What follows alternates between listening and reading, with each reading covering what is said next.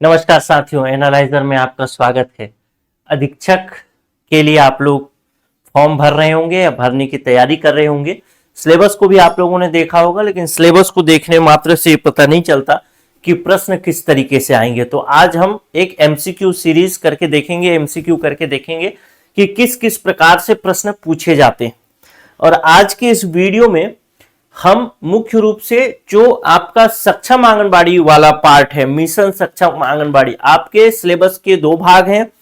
पहला भाग जिसमें कि छत्तीसगढ़ से संबंधित जीके जीएस है, करंट अफेयर है। सेकेंड पार्ट का पहला भाग जिसमें अधिनियम है पूरा, और सेकेंड पार्ट का दूसरा भाग 2.0 से 2.1 से जो शुरू हो रहा है, उसमें सबसे पहला पॉइंट दिया है मिशन सक्षम आंगनबाड़ी और पोषण 2.0। तो ये मिशन सक्षम आंगनबाड़ी या 2.0 में किस तरीके से प्रश्न पूछे जाते हैं, किस तरीके से उनको डील कर सकते हैं आप। वैसे डील से संबंधित चीजें तो आप बाद में ही जान पाएंगे, जब आप इसको पूरा पढ़ेंगे, क्लास में सारी चीजें जानेंगे उसके बाद। लेकिन प्रश्न कैसे पूछे जा सकते हैं वो देख लीजिए। सबसे पहला प्रश्न पूछा है कि सक्षम आंगनबाड़ी और पोषण 2.0 के घटकों को किस प्राथमिक कार्य क्षेत्र में पुनर्गठित किया गया है। अब इसका ऑप्शन आपके सामने कुछ इस तरीके से दिया है। ऑप्शन ये दिया है, कहता है किशोर लड़कियों के लिए पोषण सहायता। दूसरा ऑप्शन कहता है प्रारंभिक बचपन की देखभाल और शिक्षा, जिसमें 3 से 6 वर्ष के बच्चों को लिया गया है। और तीसरा पॉइंट दिया है आधुनिक उन्नत सक्षम आंगनबाड़ी सहित आंगनबाड़ी अवसंरचना का विकास करना। तो इसके अंतर्गत सक्षम आंगनबाड़ी 2.0 के तहत घटक जो लिए गए हैं, आपको तीनों प्रकार के तीनों चीजें घटक ली गई है। इसके अलावा लगभग आप देखेंगे तो 5 घटक और हैं। उन 5 घटकों को भी आपको पढ़ना है। जब क्लास में पढ़ाऊंगा तो पढ़ेंगे हम लोग, ठीक है, उसमें कोई समस्या वाली बात नहीं। लेकिन ऐसे प्रश्न पूछे जाते हैं और पूछे भी गए हैं।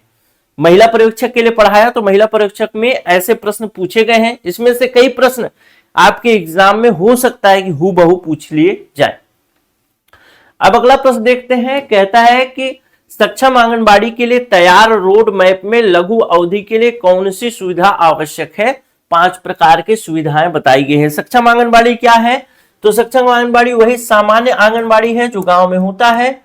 यही आंगनबाड़ी को, इस आंगनबाड़ी में कुछ बुनियादी सुविधाएं बढ़ा दी जाएंगी, जैसे कोई टीवी लगा दिया जाए और कुछ अन्य प्रकार की सुविधाएं जिसको कि पढ़ेंगे हम लोग। बुनियादी सुविधाएं बढ़ा दी जाएंगी और बढ़ाने के बाद यही क्या हो जाएगा, सक्षम आंगनबाड़ी में कन्वर्ट हो जाएगा। 2022-21 के आसपास भारत सरकार ने यह निर्णय लिया कि हम प्रदेश के मतलब देश के आंगनबाड़ियों को सक्षम आंगनबाड़ी में कन्वर्ट करेंगे। और सक्षम आंगनबाड़ी में कन्वर्ट करने के लिए उन्होंने कहा कि बड़ा धीरे धीरे हो पाएगा, बहुत जल्दी तो नहीं हो पाएगा। तो उन्होंने कहा कि हम 2022 से लेकर के 2026 तक के बीच में हम आंगनबाड़ी को कन्वर्ट करेंगे। यानी 2022 एक पहला साल हो गया, 23 दूसरा साल, 24 तीसरा साल, और 25 चौथा साल, और 26 पांचवा साल। और हर साल 40,000 आंगनबाड़ी को चेंज करके, कन्वर्ट करके सक्षम आंगनबाड़ी में बनाया जाएगा। यानी उसमें संरचनाएं, सुविधाओं का विकास किया जाएगा। हर साल अगर 40,000 करे जाएंगे तो 5 साल में कितने हो जाएंगे? तो 2 लाख आंगनबाड़ी 5 साल में क्या हो जाएंगे, सक्षम आंगनबाड़ी में कन्वर्ट हो जाएंगे। अब सक्षम आंगनबाड़ी में कन्वर्ट होने के लिए सरकार ने बताया कि इसमें जो सुविधाएं हैं वो सुविधाएं कितने प्रकार की होंगी। तो उसने बताया कि 3 प्रकार की सुविधाएं होंगी। एक तो लघुकालिक सुविधा होगी, दूसरा मध्यम काल की सुविधा होगी, मध्यम काल की सुविधा, और तीसरा दीर्घकाल की सुविधा।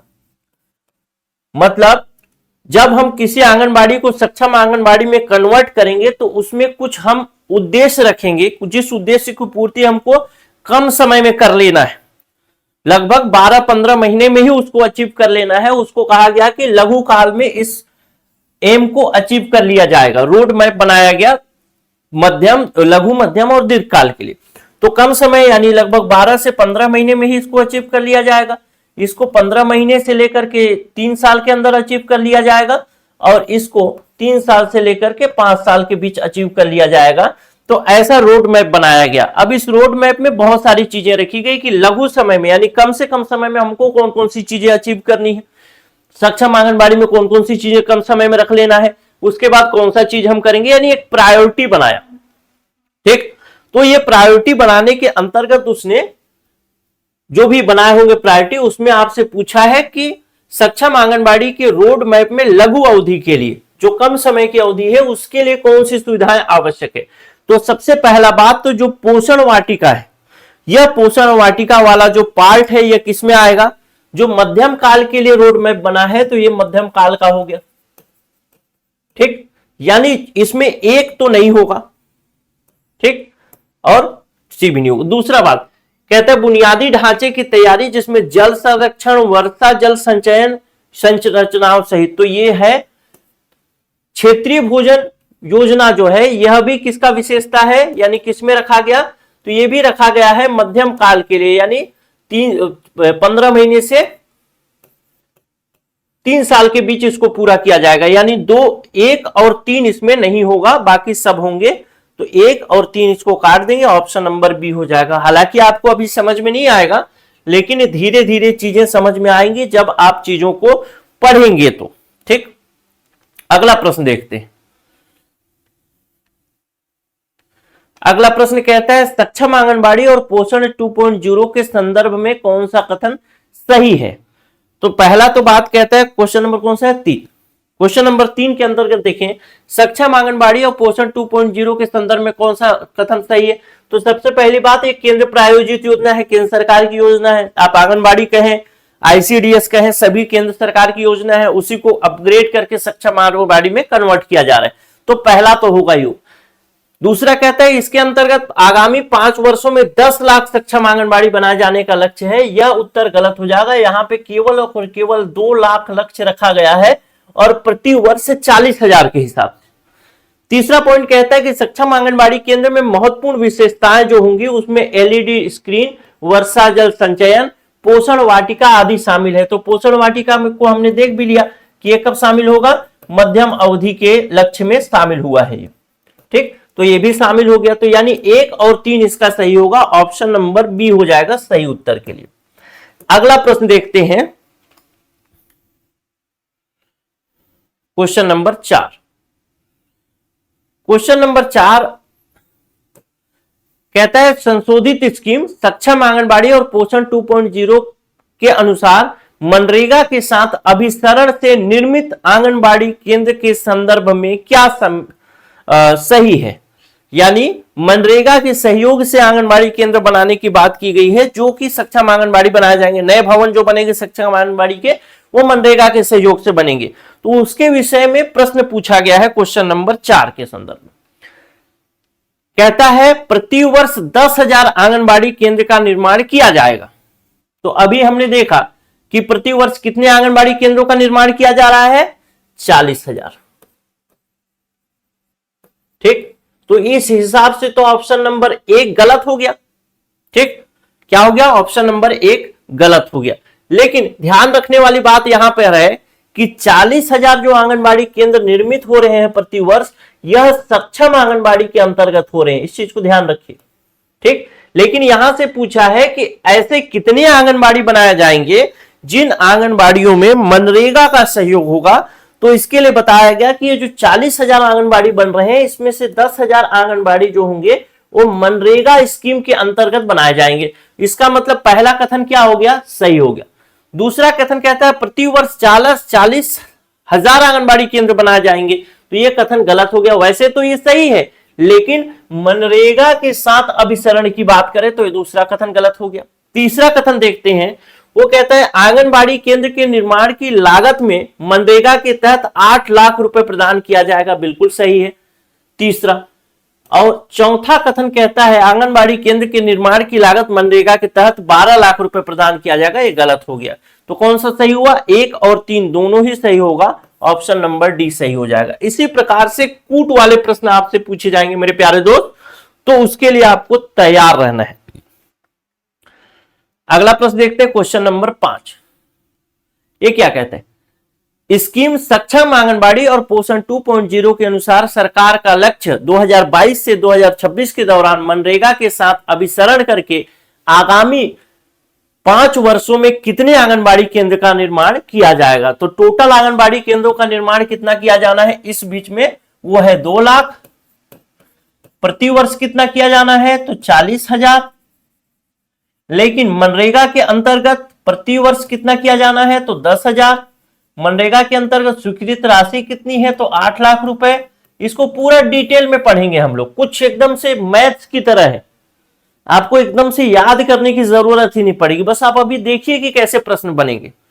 तो हर साल अगर 10,000 आंगनबाड़ी मनरेगा के तहत बनेंगे तो 5 सालों में कितने बनेंगे, तो 50,000 बनेंगे। इसका उत्तर क्या हो जाएगा, ऑप्शन नंबर डी हो जाएगा, 50,000। अब अगला प्रश्न देखते हैं।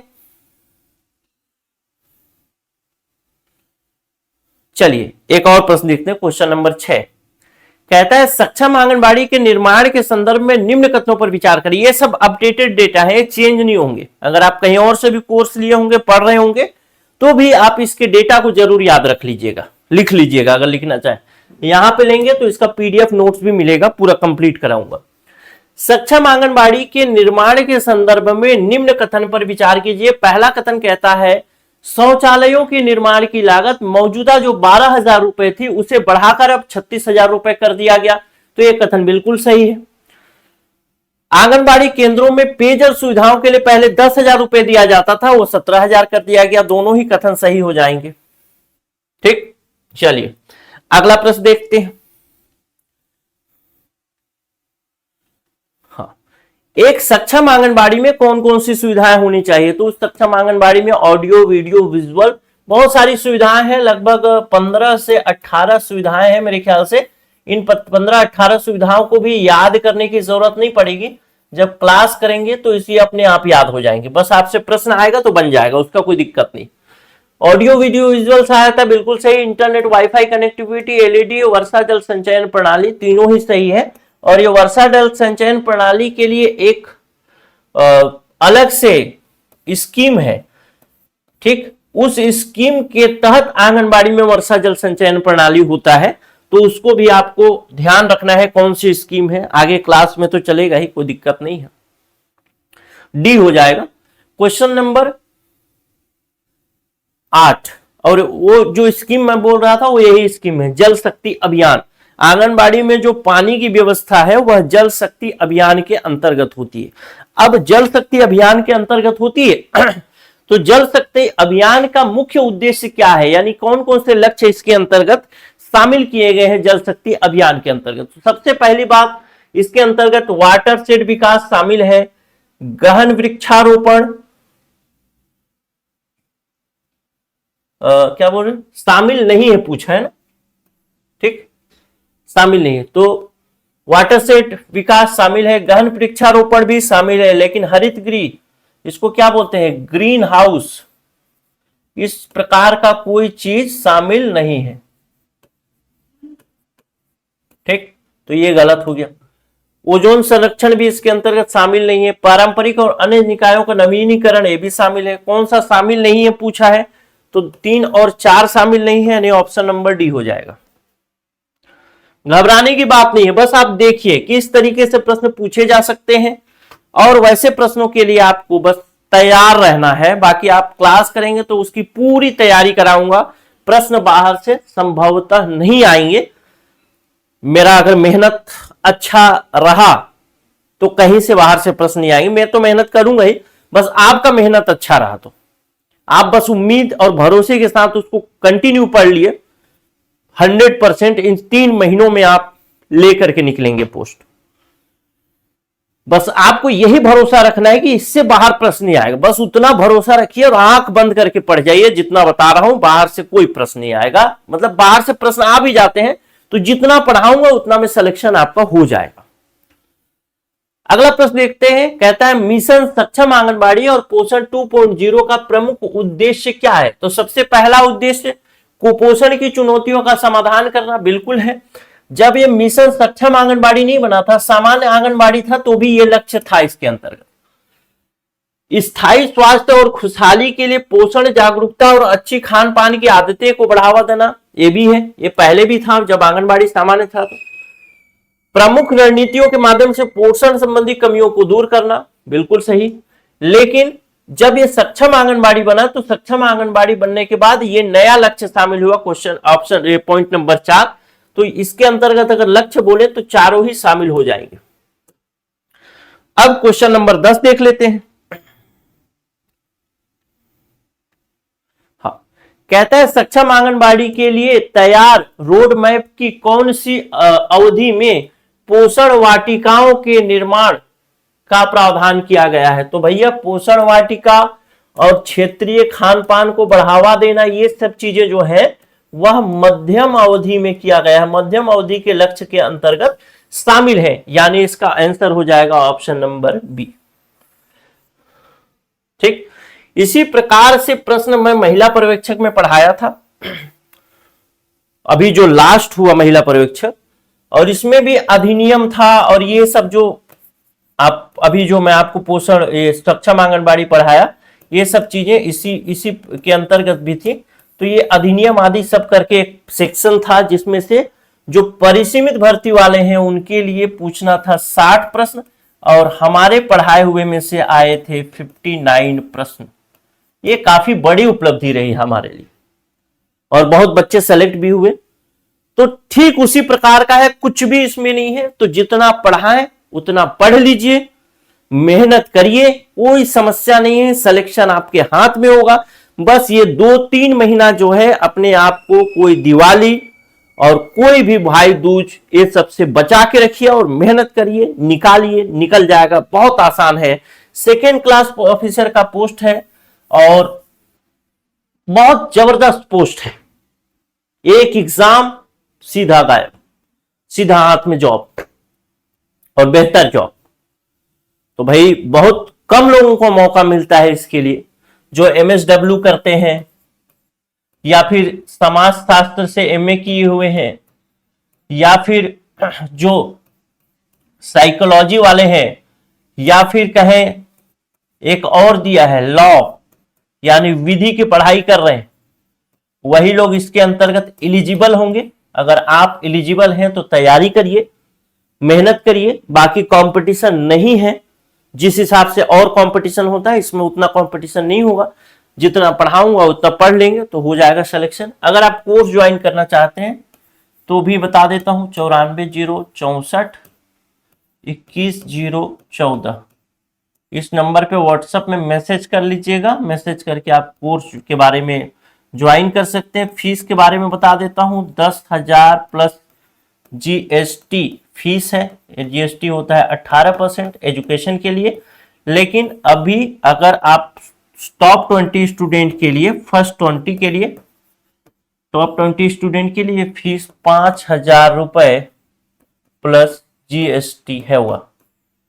ठीक, तो आप चाहें तो ज्वाइन करिए, बेहतर पढ़िए, मजेदार पढ़िए और कुल मिला के निकालिए, लेके निकलिए। बस जितना पढ़ा रहा हूं मेहनत करिए, उतना में आराम से निकल जाएगा। नमस्कार।